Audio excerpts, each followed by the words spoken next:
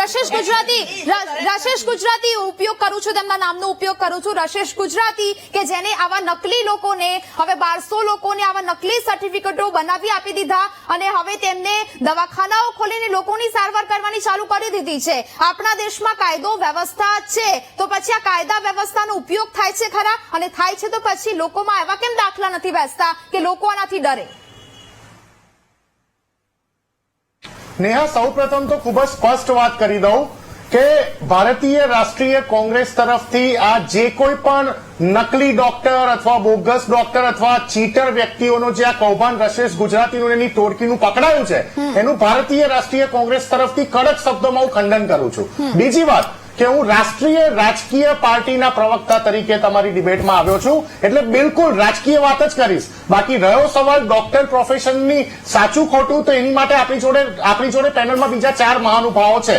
સ્પષ્ટ વાત હું કરવા માંગુ છું કે જે રીતે અત્યારે તો બહુ સારી વાત કરી શ્રદ્ધાબેને તો, પરંતુ એમની પાર્ટીના નેતાઓ પ્રવક્તાઓ સવારથી લઈને સાંજ સુધી એમને જેવી રીતે ભારતીય જનતા પાર્ટી છેલ્લા 20 વર્ષથી ગામથી લઈને ગાંધીનગરના કૌભાંડોમાં બેકફૂટ ઉપર હતી, રાજકીય વેન્ટિલેટર પર પહોંચી ગઈ હતી, એમને ઓક્સિજન મળી ગયો. ઓહો, આટલા બધા કૌભાંડો થયા, બધા જ ભાજપના પકડાય, એક કોંગ્રેસનો પકડાય. પણ હું સ્પષ્ટતા કરી દઉં ભારતીય રાષ્ટ્રીય કોંગ્રેસના પ્રવક્તા તરીકે કે મારી જોડે 11/1/2024 નું આપ મોટી સ્ક્રીનમાં બતાવી શકો છો, 11/1/2024 નું આ રશેષ ગુજરાતીનું એક આમંત્રણ પત્રિકા છે. અને આ આમંત્રણ પત્રિકામાં તમામ તમને જે અહીંયા લેફ્ટ સાઈડ જે તમને તમામ જે મહેમાનો દેખાય છે, એ તમામે તમામ મહેમાનો ભારતીય જનતા પાર્ટીના deputy mayor, Bharatiya Janata party Surat municipal corporation સાથે સંકળાયેલા અને ભારતીય જનતા પાર્ટીના કોર્પોરેટર. સાથે સાથે તમે જો કે આ ભાઈ, આ બોગસ વ્યક્તિ રશેષ ગુજરાતી કોઈકની પાસેથી કોઈક એવોર્ડ અથવા સર્ટિફિકેટ લઈ રહ્યો છે. એમાં આપ માજી ડેપ્યુટી મુખ્યમંત્રી જોઈ શકો છો, નીતિનભાઈ પટેલ. એટલે આ ભાઈ 2021 સુધી કોંગ્રેસ સાથે જોડાયેલા હતા, એ વાત સ્વીકારું છું, પણ 2021 પછી સુરત કોંગ્રેસના ઘણા બધા વ્યક્તિઓ ભારતીય જનતા પાર્ટીમાં જતા રહ્યા હતા. એટલે આ મેં પ્રૂફ સાથે તમને બતાવ્યું કે આ રશેષ ગુજરાતીની સાઠગાંઠ પણ જે અન્ય કૌભાંડોમાં ડાયરેક્ટલી ઇનડાયરેક્ટલી ભારતીય જનતા પાર્ટીના નેતાઓ અને કાર્યકર્તાઓને આવે છે, એ રીતે આ વ્યક્તિ ભારતીય જનતા પાર્ટી સાથે સંકળાયેલો છે. હું ખૂબ જ રિસ્પોન્સિબિલિટી કહી રહ્યો છું.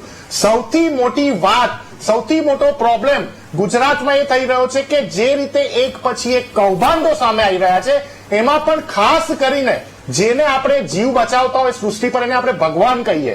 અને હું મારું સ્પષ્ટ માનવું છે કે ગુજરાતના ભણેલા ગણેલા ઇન્ટેલિજન્ટ ડોક્ટરો પોતાની મહેનતથી ગુજરાતમાં લાખો કરોડો ભારત દેશના જે વ્યક્તિઓને, ભારત દેશના નાગરિકોને બચાવવાની કામગીરી કરે છે, એને સેલ્યુટ કરીએ છીએ. પણ આ પ્રોફેશનને શર્મનાર કરવા વાળા આ ખ્યાતિ હોસ્પિટલના ભેજાબાજો હોય કે આ રશેષ ગુજરાતી હોય, એમના ઉપર કેમ અર્જન્ટ કાર્યવાહીની ડેફિનેશન કે પાક્કી એકદમ પ્રોપર ચાર્જ ફ્રેમ બનાવીને ફાસ્ટ ટ્રેક કોર્ટમાં કેસ કેમ નથી ચલાવવામાં આવતા? આ એક વ્યક્તિ કોર્ટનું મર્ડર કરીને જેલમાં જતો રહે છે ને, એ ચાલે નહીં. હા, એ સમજવા જેવી વાત કે એક વ્યક્તિનું મર્ડર કર્યું છે, પણ આ જે ડોક્ટરી પ્રોફેશનના નામે લોકોના ઓપરેશન કરી નાખે, મોટા મોટા બ્રાન્ડિંગ, મોટા મોટા ડિઝાઇનર હોસ્પિટલ ખોલી દે, 112 લોકોને પોતાના મૃત્યુનો સામનો કરવો પડે, એવા વ્યક્તિઓ પર ફાસ્ટ ટ્રેક કોર્ટ ચલાવવી ખૂબ જ આવશ્યક. ફાસ્ટ ટ્રેક કોર્ટ નહીં હોય તો આ વ્યક્તિઓ ખુલ્લેઆમ ફરતા હશે, પાછા બેલ લઈને બીજા કોઈ રાજ્યમાં જઈને આ પ્રોફેશન સાથે જોડાઈ જશે અને બીજા લોકોના આનાથી મૃત્યુ થવાના છે. સાથે સાથે હું માનનીય શ્રદ્ધાબેનને પણ એ કહેવા માંગુ કે એમને વાત કરી કોંગ્રેસની, કે કોંગ્રેસના એક આ વ્યક્તિ છે, ઓકે, મેં તો જસ્ટિફિકેશન આપી દીધું 2021 પછી ભાજપ સાથે જોડાયેલા છે, પણ આપ જો કે દાહોદમાં નાની બાળકીનો રેપ કેસ થાય અને એને મારી નાખવામાં આવે એવા આરએસએસ અને બીજેપીના કાર્યકર્તા.